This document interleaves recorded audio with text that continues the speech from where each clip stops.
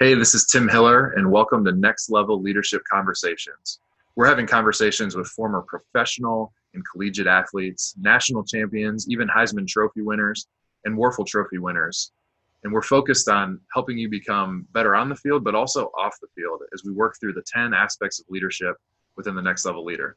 Today's conversation is amazing. We're talking about hardworking, which is doing my best to improve every day. And we're talking with Barrett Jones, former center, offensive lineman at the University of Alabama. Just a few of his credentials on the field: came out of the state of Tennessee, went to Alabama and played for Nick Saban and won not one, not two, but 3 national championships under Saban's leadership.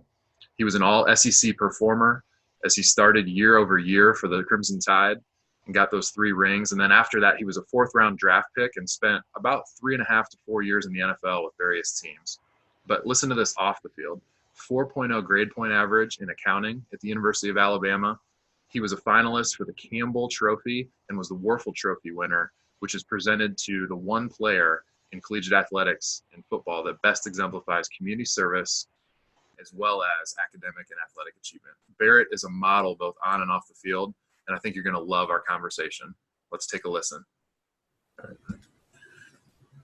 Hey, Barrett, thanks for being with me, man, and talking about leadership and hard work. And as we get going, I'd love for you to just maybe share a little overview. Just walk us through kind of your journey through high school football, into college, and then your time in the NFL. Walk us through that journey a little bit.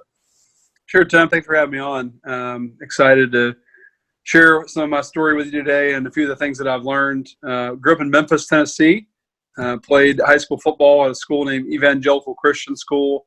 Started to really kind of get serious about it after my sophomore year. Started going to some camps and getting recruited and looking all over the country. And after a lot of debate, ended up going to play for Nick Saban at Alabama. And played at Alabama for 5 years. My first year I redshirted. My second year became a starter. And we won a national championship, beat Texas in the 2009 season. Sophomore year, we went 10-3, and then my junior and senior year we won 2 more national championships. So of the 4 years I played, we won 3 national championships, which was pretty awesome. So I had a great experience there, and then moved on to the NFL. Was a 4th-round draft pick out of the St. Louis Rams. Played there for 2 seasons, and I bounced around with the Steelers, the Bears, and finished up with the Eagles. All in all, about 3.5 years or so. And then now came back to Memphis, got married, and now work here as a financial advisor, but also I'm an analyst for ESPN. I was the lead analyst this year for ESPN Radio, and got an opportunity to call games every Saturday. So it's been a fun ride, and learned a lot from football. Absolutely, and it's awesome. You're an awesome role model, man. And I think one of the things that when I think about hard work and this topic that we're talking about today, I think hard work is something that is caught more than taught, right? We learn to work hard from other people. We observe other people in our lives. So tell me about a person or two in your life that you feel like you caught the example of hard work from those individuals. Yeah, it's a great question. I was really blessed to have a dad who was a great role model in my life, who really demonstrated for me what it looked like to work hard every single day. He worked really hard at his job, but also he worked hard at being a dad. He worked hard in his faith. I think hard work, sometimes we just like to apply it to maybe one area of our life and compartmentalize it. But every morning I'd wake up and I would see my dad. He was reading his Bible and spending time in the Word, and so he worked hard at that. He worked hard at everything he did, and it was a great model and example to me of what that looked like. And I really think that rubbed off on me and set me on that path. And he also made me work hard. He was. I knew that my dad, he would not just be disappointed with me if I didn't play well, but if when I was a kid, even if I did not play hard, then that was the times you did not want to ride home with Dad if you felt like you were not working hard. And many Saturdays I knew I had to be home by about 9 or 10 o'clock, no matter where I spent the night, because we were going to be working in the yard that day and cutting down a tree or doing whatever we were doing. So he definitely pushed me to work hard and taught me the meaning of that. So when we talk about hard work, kind of the definition of hard work in the Next Level Leader curriculum is doing my best to improve every day. And the things I like about that definition are doing my best, right? So it's a personal standard, but it's a personal high standard. the word improve, right? I'm making progress. And then the everyday piece, right? It's about consistency. It's about showing up every day. Talk to me just kind of your take on hard work. Do you agree with that definition? What would you add to it? What does it mean to you? Because I feel like that gets thrown around a lot, but what does that really mean in your mind? I think it's a perfect definition, Tim. And in fact, it in some ways is exactly what I was going to say, really. I think I learned a lot about the way I think about hard work and process when I went to college and started playing for Nick Saban. He has some really interesting thoughts on really what it means to work hard. And if by chance you ever heard him talk or anything, he always talks about the process. And that's his big word, is the process, and focusing on the process. And, I think sometimes we hear big words like process and hard work, that sometimes they can be abstract and we don't really think about practically what they mean. And I think you nailed it there, is that practically, what hard work is to me is it's setting a standard for yourself of what it looks like to be the best you can be in whatever area you're trying to work in. And then every single day living up to that standard. And sometimes I think goals are obviously very important, but sometimes it's easier for us to talk about big goals that are way off in the future and not think practically about how we're going to achieve those goals. And the way that you achieve those goals is by waking up every single day and doing the very best you can at whatever you're doing. And I think football is the sport I've played, and it's a really easy to break that down in football terms, is that the way Nick Saban talked about it was to focus on each and every play, like it has a life and history of its own, and to work as hard as you can in that very play. And in practice, try to improve in whatever discipline you're doing on that play at that moment. And so that's how he broke it down. Another thing he talked about that really made a huge impression on me is that most people live their lives when it comes to hard work by comparison, right? They're constantly looking around and they're saying, oh, hey, look at me. I'm working harder than this guy over here. Like, I must be working hard, right? Or, hey, look at me. I'm working harder than everybody on the team. I must be a really hard worker. And what Nick Saban taught me is that, hey, it's not really about that. It's not really about what other guys are doing. Especially as I'm thinking through in high school, was I the hardest worker on the team? Maybe, but I had different goals than a lot of those guys. You know what I mean? So I had to work in a different way. And so it's really not about what other people around you are doing. It's about, and obviously that can help, and it's good to have some guys who are striving with you. But it's really about setting that personal standard for yourself. And so if you live your life by comparison all the time, it can really, number one, it can rob you of a lot of joy. And number two, it can really lead you to not work as hard, because there may be sometimes when you're working harder than the guy next to you, but you're still not working up to the standard that you set for yourself. And so, that is such a brilliant point. In comparison it's a trap, right? We fall into that trap. We're looking at the guy on the left, the girl on the right, and we're not really setting that self-standard of what is best for me. Can I run faster? Can I do more reps? Can I go a little further? Can I get my GPA higher? Because I'm looking around saying, well, it's good enough because I'm better than them. A lot of young athletes that are listening to this today, as well as maybe coaches and their families are watching this video, give us a little insight of maybe a couple practical examples. Alabama has been the top of their game for so many years. It's because of these standards you're talking about. It's because of this high level of accountability. Talk to us a little bit about maybe a couple practical examples that people who aspire to achieve some of the things you've achieved, what would an inside look at some of those things be? Yeah, I'll tell you a story about the very first day I got to Alabama. It really made a huge impression on me. And so I rolled up to Alabama, and we knew that the very first day we were there, we were going to have this conditioning test. And the test was we had to run 16 110-yard sprints, a very familiar test for a lot of college athletes. And essentially, it was a 1-minute rolling clock. And so we had to make our times in 17 seconds, and then we got 43 seconds of rest. But that time obviously started as soon as we crossed the line, because it was just a 1-minute rolling clock that the stopwatch had. And so, even though 43 seconds sounds like a long time, by the time you cross the line, you turn around, you got about 10 or 15 seconds, you put your hand down, you run again. But I was in shape, and I was ready, and I knew I could make those times. And, so I was jacked up and ready to roll, and I was excited about the first day because I knew I'd prepared for it. And they had told us in advance it was coming. So here we go. We get there, and we load up on buses, and we go to the stadium. So Bryant-Denny Stadium, if you're not familiar with Alabama Stadium, it holds about 101,000 people, and I'd never been in it before, and it was empty. Now, this was in July, and it was about 100 and 15-degree heat index. I mean, very, very hot. And in the stadium, it was just a total stagnant wind day. There was no wind. The sun was reflecting off the bleachers. It was the hottest place on earth at that moment. At least it felt like it. And so we go in there, and he says, sure enough, hey, we're going to run 1,610-yard sprints. You guys have been preparing for this. There's only one rule, and that rule is that you cannot at any time in this drill bend over. There's no bending over allowed. And so everybody said, okay, that's, they didn't tell us that part.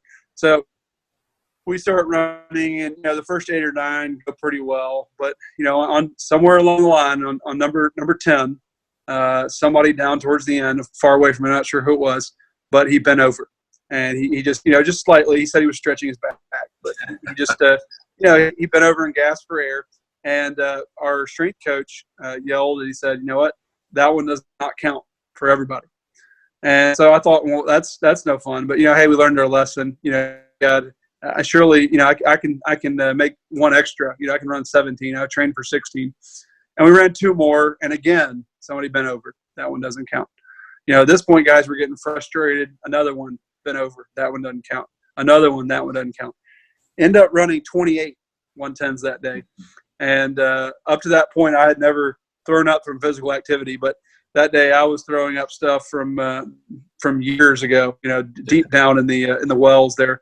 After running those sprints and in that kind of heat. And I learned a lesson that day because guys were really frustrated. They were yelling. They were saying, hey, I'm making my times. Why does it matter that I'm bending over? What's the point? Like, why does it matter? Like, I'm making my times. Like, my results are good, right? And that's where I really learned about the process. And it's not all about results.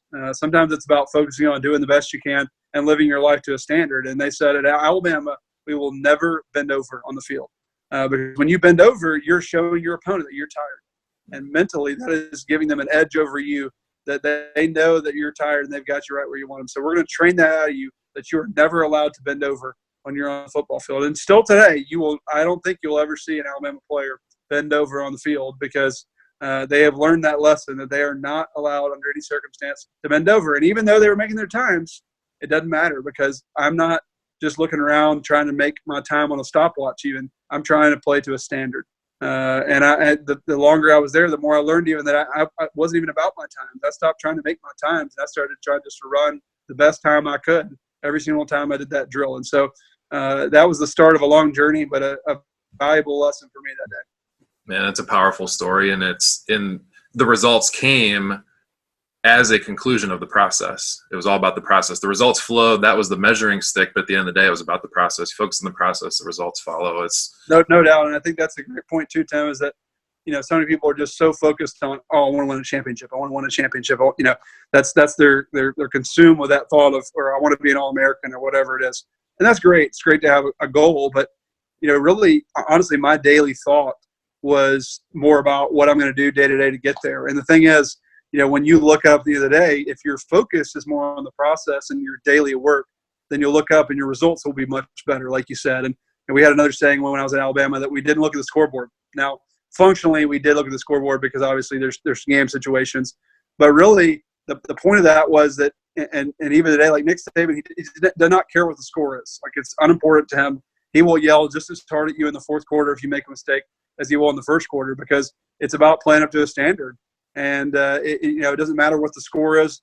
It's if you're not doing your job when you're supposed to be doing it. Again, if now the trick is if you play every play as hard as you can, you'll look up and usually you'll be winning on that scoreboard because you'll have executed better and that will have been your focus versus just saying, hey, we want to win the game. Your focus needs to be on how do I do that each and every play, each and every rep I take. That's awesome. And so when we take ourselves back in our own youth sports careers. I mean, a lot of people listening to us right now, in addition to coaches and parents, are athletes, probably age 8 or 9 up to 18, and they have high goals. They have things they want to achieve.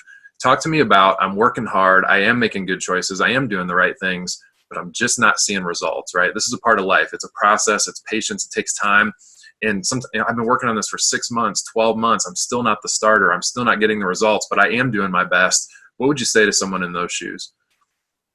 Yeah, it's a good point, and I think 2 things. Number one is that, everyone says practice makes perfect, but really it's like purposeful practice makes perfect. So make sure that you're not working hard at the wrong things. That's what I would say, first of all, that, hey, make sure I'm practicing the right way, right? If I go out and, I shoot a free throw 1,000 times, but I do it the wrong way, then I'm really not going to get any better. You know what I mean? Like, I need to make sure I'm practicing the right thing. So that's the first thing.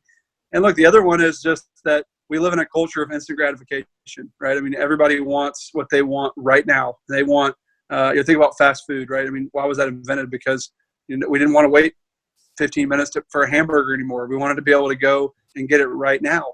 And that's not how life works all the time. There's a lot of times where, it takes a long time to realize all the hard work and that, you're laying the foundation. And look, I'm not going to say, everybody who works hard is going to be a superstar athlete. That's just not the reality. That some people are given more talent than others. Now, you can do a lot of hard working to overcome that. But still, I think it's more than just even sports. It's about what kind of person you are. And that the foundation you lay and the way you're working in your sports right now and youth sports has a lot to do with, the kind of person you are, the kind of character you have as a man. So, understand that the reason you're not doing that, the reason you're doing it is not only because you want to be a starter, but also because you want to develop the kind of person you're going to be. I think it's funny, like the greatest coaches in sports, generally you look around, are not the superstar athletes, right? Like the guys who are the best at it, like they're the guys who really had to work hard at it and really had to spend time training. Because a lot of times the superstars, it comes so naturally to them that maybe they don't have to work quite as hard, right?